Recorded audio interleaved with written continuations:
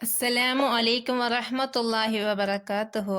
അറഫാ ദിനം പാപമോചനത്തിന്റെയും കരുണയുടെയും മഹാദിനം. ഇസ്ലാമിക മാസങ്ങളിലെ ഏറ്റവും മഹത്തായ ദിവസങ്ങളിലൊന്നാണ് ദുൽഹിജ്ജ മാസത്തിലെ 9-ാം ദിവസം ആയ അറഫാ ദിനം. ഹജ്ജ് ചെയ്യാത്തവർക്ക് അറഫാ ദിനത്തിൽ നോമ്പ് നോൽക്കുന്നത് അതിയായ പ്രതിഫലമുള്ള സുന്നത്താണ്. നബി സല്ലല്ലാഹു അലൈഹി വസല്ലം പറഞ്ഞു, അറഫാ ദിനത്തിലെ നോമ്പ് കഴിഞ്ഞ ഒരു വർഷത്തെയും വരാനിരിക്കുന്ന ഒരു വർഷത്തെയും പാപങ്ങൾക്ക് പ്രായശ്ചിത്തമാകുമെന്ന് ഞാൻ അള്ളാഹുവിൽ പ്രതീക്ഷിക്കുന്നു.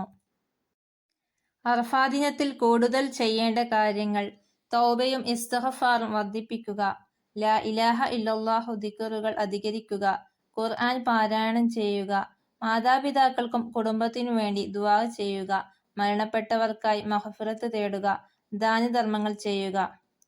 അറഫാ ദിനത്തിലെ ഏറ്റവും ഉത്തമ ദിക്ർ: നബി സല്ലല്ലാഹു അലൈഹി വസല്ലം പറഞ്ഞു, ലാ ഇലാഹ ഇല്ലല്ലാഹു വഹ്ദഹു ലാ ശരീക ലഹു ലഹുൽ മുൽക്കു വലഹുൽ ഹംദു വഹുവ അലാ കുല്ലി ഷൈഇൻ ഖദീർ. ഈ ദിക്ർ ഹൃദയത്തിൽ സമാധാനം നിറയ്ക്കുകയും അള്ളാഹുവിനോട് അടുത്തുചേരാനുള്ള മാർഗമാക്കുകയും ചെയ്യുന്നു. ഒരു ഓർമ്മപ്പെടുത്തൽ: അറഫാ ദിനം ജീവിതം മാറ്റിമറിക്കാൻ കഴിയുന്ന ദിനമാണ്. പാപങ്ങളിൽ നിന്ന് തിരിച്ചുവരാനുള്ള അവസരം, കണ്ണുനീർ കൊണ്ട് ഹൃദയം ശുദ്ധമാക്കാനുള്ള സമയം. അള്ളാഹുവിനോട് ആത്മാർത്ഥമായി ചോദിച്ചാൽ ഒരിക്കലും ശൂന്യമായി തിരികെ അയക്കാത്ത ദിനം. ഈ അറഫാ ദിനം നമ്മുടെയും നമ്മുടെ കുടുംബത്തിന്റെയും ജീവിതത്തിൽ ഖൈറും ബറക്കത്തും നിറഞ്ഞ ദിനമാകട്ടെ. അല്ലാഹുമ്മ ഗ്ഫിർ ലനാ ദുനൂബനാ വതഖബ്ബൽ ദുആഅനാ യാ റബ്ബൽ ആലമീൻ. അസ്സലാമു അലൈക്കും വറഹ്മത്തുള്ളാഹി വബറകാതുഹു.